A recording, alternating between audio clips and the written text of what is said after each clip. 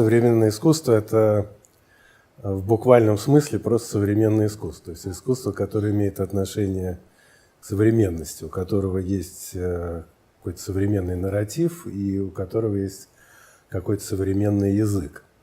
Причем очень многие художники, которые являются нашими современниками, они не являются современными художниками, потому что они никак, собственно, не отражают современность, а повторяют, должен быть какой-то элемент новизны, повторяют то, что уже было сделано и в предыдущие времена. Я думаю, что мы являемся производителями сладкого яда. И многим то, что мы делаем, нравится, потому что это очень красиво и такая красивая поверхность. Но многие видят в этом более глубокую критицизм и некоторый скепсис, в общем, некоторую отраву. И степень сладости и отравы, вот этот рецепт, это, собственно, и заключается наша главная алхимическая деятельность. Как кто-то удачно сказал, guilty pleasure. То есть и нравится, и колется.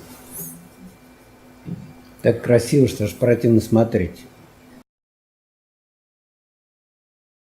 Мы не разделяем новое и старое искусство. Оно, собственно, и не разорвано никак. То есть нам приятно, то есть, это как-то в нашем духе представлять себе искусство и вообще мир искусства как коллекцию какого-то очень субъективного коллекционера, где рядом может висеть видео и рядом какая-нибудь гравюра XVIII века, но все это объединено каким-то таким его вкусом или какой-то его логикой. С уходом XX века,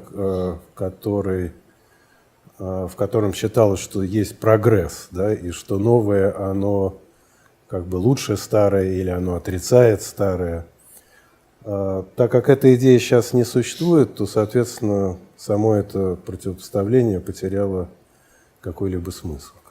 В двух словах, новое и старое искусство связывает слово «искусство». Все просто.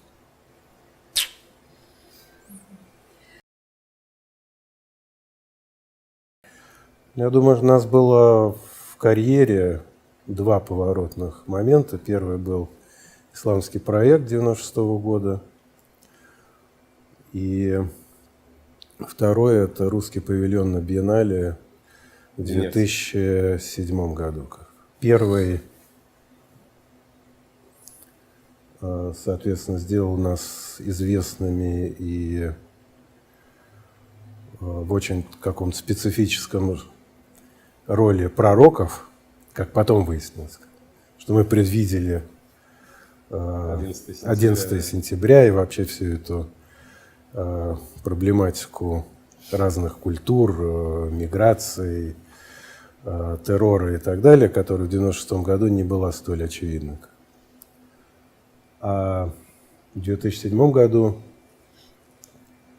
на Венецианском биеннале, как тоже потом выяснилось, вот сейчас выяснилось, что в каком смысле мы предугадали вот так называемое искусство после интернета, то есть искусство постинтернет-арт, то есть искусство, которое имеет в широком смысле дело со всей проблематикой интернета, социальных сетей, компьютерных игр и всего того подобного. Это был такой пионерский проект для того времени. Очень сложно говорить о каком-то влиянии, но оно неизбежно происходит в начале художественной карьеры, но скорее это не влияние каких-то отдельных художников, а это просто такое слежение за тем, что делает поколение. То есть интересно идти вместе с каким-то новым поколением, и тогда происходят вот все эти взаимные влияния. На самом деле на художника влияет не только, так сказать, другой художник, а вообще влияет его, как в истории преступлений, детство, детский импринтинг.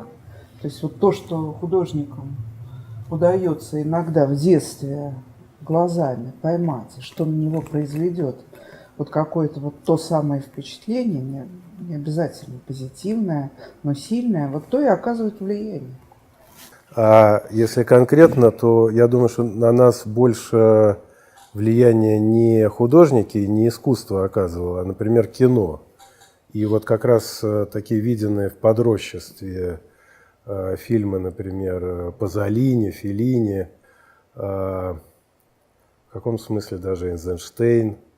Вот эти впечатления, они более важные, чем влияние, ну, такого институционального изобразительного, что ли, искусства.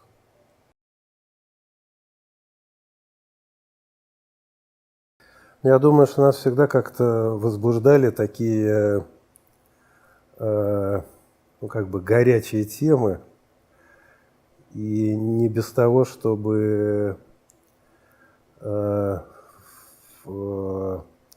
как там,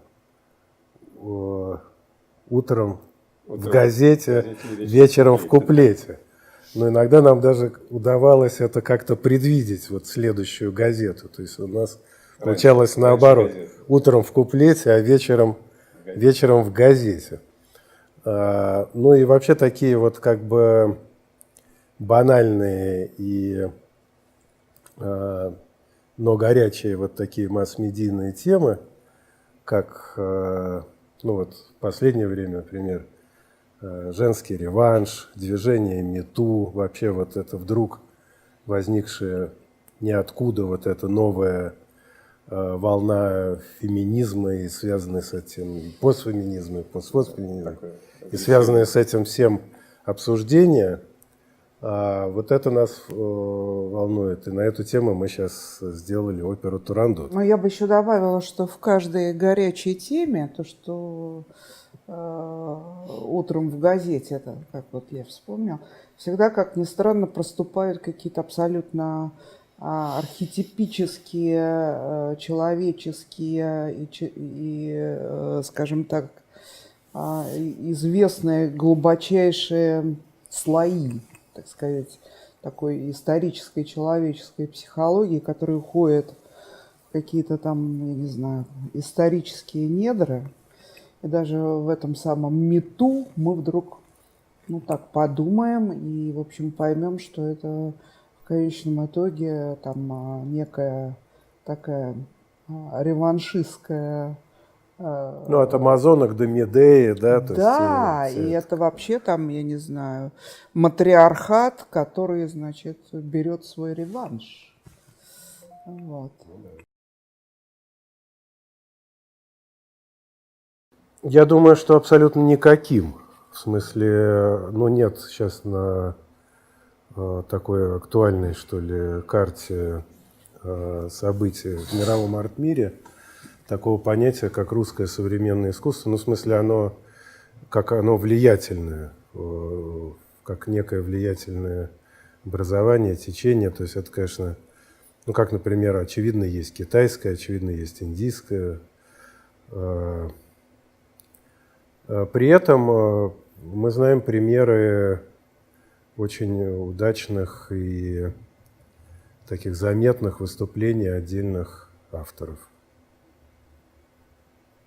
которые уже, ну, они, конечно, означены как русские художники, это хорошо, но при этом это интереснее само искусство, чем оно из России.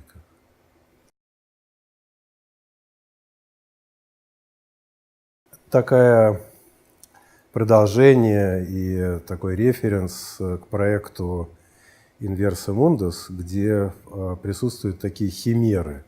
И химеры, ну, понятно, что химера – это символ такой несбыточной мечты, но у нас химера – это домашние животные, поэтому очень как-то получилось естественно, что мы сделали семью, и у каждого свой такой уродец любимый, своя химера. Я думаю, что для нас семья – это что-то очень важное, потому что мы семья во многих смыслах. То есть АЕС плюс F – это тоже семья, да, со своими отношениями и Со своими детьми и следующими поколениями. И, кстати говоря, следующему поколению, которое тоже задействовано в нашей работе. Да, как... То есть конкретно в этой обложке да. внук, в качестве модели присутствует внук Льва и Тани. Не, ну мы работаем там и с нашим сыном, и вот сын Евгения тоже работает сейчас с нами. И как бы... То есть это очень естественно сложилось, поэтому... То есть мы семья в таком расширенном смысле. Ну, наверное, как-то повлияло, если мы все оказались вместе. Видимо, наши как-то семьи, которые там стоят за каждым из членов группы АЕС плюс F, видимо, что-то такое было даже общее между столь разными людьми, как были наши родители, бабушки и дедушки. Вот. Тем не менее, вот как-то, видимо, там был какой-то все-таки общий. Ну, у нас это, по-моему, очевидно. И даже я не знаю, что сказать на эту тему. Это как бы... Ну, у нас же ясно все, что чтобы нам было легче и лучше работать. Ну, попросту это интересно. То есть это такое наше постоянное общение, оно и было изначально, и продолжает быть для каждого из нас источником, в общем, каких-то интересных идей, обмена идеями. Результаты того, что мы вместе делаем, тоже как бы плод наших общих усилий и как бы сложения вот всех умений. В итоге так вот каждый по отдельности, наверное, делал бы совсем что-то другое, иначе. Но я бы посоветовал именно смотреть современное искусство, как и вообще любое искусство, а не читать современное искусство и про современное искусство. И иметь свое, возможно, и не стесняться абсолютно своего любого впечатления, эмоции, идеи. И то, что вот впечатлило глаза, как бы, и сознание, и как-то впечатлило, очень важно вот свой собственный взгляд, а потом можно уже почитать и изучить то, что тебе интересно, но не начинать наоборот процесс.